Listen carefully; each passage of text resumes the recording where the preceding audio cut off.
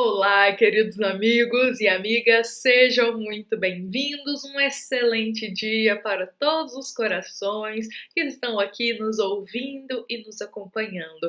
Um bom dia a todos, que possamos começar o nosso evangelho diário com o nosso coração preenchido de amor. Que o amor possa reger o nosso dia, as nossas relações, a nossa vida. Esse amor que Jesus nos convida a viver, porque hoje nós iremos conversar um pouquinho mais sobre essas camadas do amor. Hoje a nossa reflexão está nos convidando a meditar um pouco mais, a aprender e a acolher um ensinamento muito proveitoso sobre a caridade. Por isso eu convido a todos para a gente iniciar o nosso sábado com o nosso coração preenchido de amor, com o nosso coração revelado em Jesus, para juntos acolhermos a reflexão da passagem do capítulo 15 do Evangelho segundo o Espiritismo, no item 10 deste capítulo, que é a passagem fora da caridade não há salvação. A nossa passagem de hoje, ela está encerrando o capítulo 15 do Evangelho segundo o Espiritismo, e ela ganha o nome do próprio capítulo. Fora da caridade não há salvação. Então vejamos que essa máxima ela é tão importante para a gente compreender sobre ela que Kardec destina um capítulo inteiro do Evangelho segundo o Espiritismo para falar um pouco mais, nos ensinar, aprofundar e explicar sobre fora da caridade não há salvação, que aliás é uma máxima que foi dita por ele e publicada ali na Revista Espírita em 1861, momento em que Kardec diz essa frase, em um momento que ele vai se defender de um ataque muito sério que ele recebe. Então Kardec vai e diz: fora da caridade não há salvação, durante o texto da publicação dele, e essa máxima ela é tão forte, mas tão forte, que a gente vê muitas vezes a gente trazendo essa máxima como um lema pra gente. A gente vê o Espiritismo acolheu essa máxima de uma forma que tanto nos ensina, que nos mostra um caminho para seguir, que nos mostra uma lei praticamente, que nos rememora muito o que Jesus nos ensina sobre o amor. Porque quando Kardec diz, fora da caridade não há salvação, ele está nos dizendo assim, olha, fora do amor não há salvação. Porque a caridade é o amor em ação. Quando se vive a caridade, se vive o amor que Jesus sempre nos convida a viver, porque todo o ministério do Cristo é um ministério de amor. Então Kardec está nos mostrando aqui que, olha, a salvação do nosso espírito, ela não se dá pela vida material, pelos bens materiais que a gente conquista, pelo que a gente fez ou não materialmente, o que a gente leva. A vida material não nos leva à salvação. Mas o que nos leva à salvação do nosso espírito é o amor. O puro e genuíno amor em todas as tuas camadas. Então, a partir do momento que a gente vive o amor, que a gente vive a caridade, a gente alcança a salvação. E essa salvação é a salvação do nosso espírito. A gente ainda carrega tanto mal aqui dentro do nosso coração, então a gente se salva desse mal. A gente se liberta dessas algemas ainda do egoísmo e do orgulho quando a gente vive o amor. Então o amor é um móvel capaz de dissipar as sombras no nosso coração e trazer luz. Aí o nosso espírito ascende às camadas mais altas, vivendo o amor. Então, se a gente almeja a libertação espiritual, se a gente almeja a ascensão do nosso espírito, o progresso moral, vivamos o amor. Olha só, existem muitas formas do nosso espírito progredir. A gente já sabe que ainda é passando muitas vezes pela dor, pelas provas, pelas expiações, mas também pelo amor. Kardec nos dá mais uma via, mais uma trilha para a gente abrir os nossos olhos e ver uma forma da gente progredir, vivendo o amor. E essa nossa passagem de hoje é uma passagem muito bonita, porque ela foi escrita pelo apóstolo Paulo.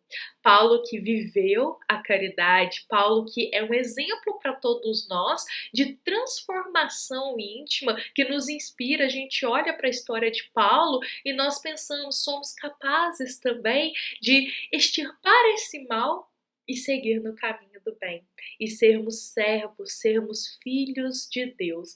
Então, Paulo, nessa passagem, eu separei um trechinho aqui para nós, ele nos diz o seguinte: nada exprime melhor o pensamento de Jesus, nada resume melhor os deveres do homem do que esta máxima de ordem divina. E mais à frente ele continua dizendo: com tal guia, o homem se perderá jamais.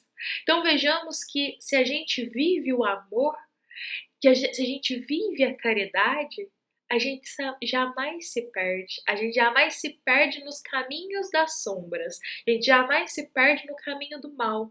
Porque o amor, ele é como se fosse um farol, que ele guia os nossos passos. Então, se a gente vive em amor, a gente vive no caminho do bem. E a gente vive no caminho que Jesus nos convida. E há várias formas da gente viver a caridade, desde a paciência que a gente tem conosco, com a vida, para com o nosso próximo, desde a humildade que a gente nutre, o perdão, a indulgência, um conselho que a gente destina, um abraço. Se tudo isso a gente coloca o móvel do amor, a gente está vivendo a caridade. Então vejamos que essa virtude, ela não se limita às coisas materiais. O principal móvel da caridade é o amor. Então todos os nossos atos para com os nossos irmãos que tenha aquele substancial do amor é caridade. Estamos vivendo a caridade, e através desse amor, de se viver a caridade na camada que for, nós alcançamos de passinho em passinho o nosso progresso espiritual. E pensemos que esse amor, esse móvel, é uma das únicas coisas que Jesus ordenou para que a gente buscasse viver. Porque pensemos, Cristo, quando esteve aqui na terra, ele jamais exigiu perfeição nem dos seus discípulos que estavam caminhando ali com ele, nem dos apóstolos. Jesus jamais exigiu nada, que a pessoa tivesse isso, tivesse esse sentimento, já tivesse essas virtudes para poder acolher o teu ensinamento. Jesus jamais exigiu nada de nós. Ele compreendia o nosso tempo, o despertar de cada um. Jesus tem muita paciência para conosco, mas tem uma coisinha, uma das únicas coisinhas que Jesus ordenou mesmo para que a gente buscasse viver, para que a gente buscasse acolher no nosso coração. E essa coisinha é o amor ao próximo. Vejamos que lá no Evangelho de João, que é um evangelho muito especial, no capítulo 15, no versículo 17, Jesus diz assim: essas coisas ordeno a vós, que vos ameis uns aos outros. Então vejamos novamente que uma das únicas coisas que Jesus nos ordena, que Jesus nos pede, é que amemos uns aos outros. E quando a gente ama o nosso próximo, a gente vive a caridade. Então vejamos que Jesus é um grande mestre para todos nós, é o nosso modelo e é o nosso guia. E se a gente vive esse amor, a gente se torna o discípulo do Cristo, porque olha só o que Paulo, vou trazer para a gente mais um trechinho para a gente encerrar aqui a nossa reflexão.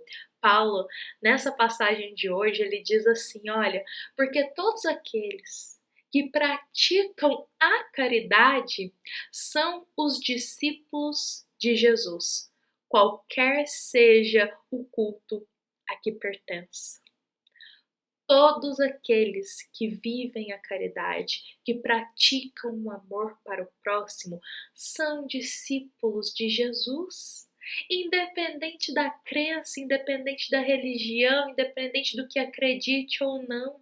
Se vivemos a caridade, somos discípulos do Cristo, porque a única coisa, uma das únicas coisas que Jesus solicita para nós é que amemos uns aos outros, porque é amando o nosso próximo que a gente cumpre o nosso dever de filhos para com o Pai. É amando o nosso próximo, é vivendo esse amor em todas as camadas para com o nosso irmão que a gente liberta o nosso espírito e que a gente se torna discípulo de Jesus. Bom, meus queridos amigos e amigas, busquemos hoje sempre viver a caridade na camada que for, desde o perdão, de um conselho, de um abraço, de uma prece que a gente destina a um irmão.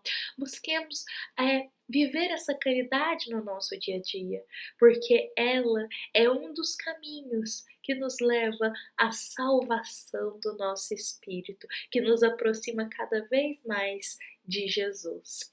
E todo aquele que vive a caridade ama até o próximo como a si mesmo, ou seja, vive um dos únicos deveres que Jesus nos convida, que é amar ao próximo.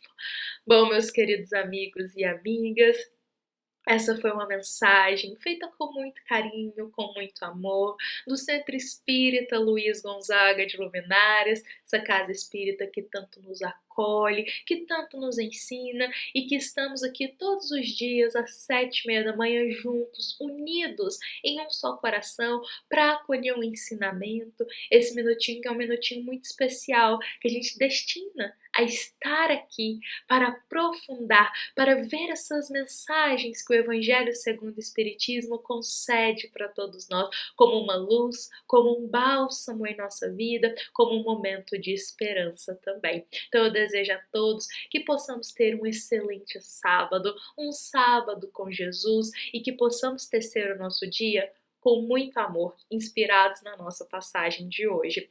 Desejo a todos um excelente dia, fiquem em paz, que assim seja.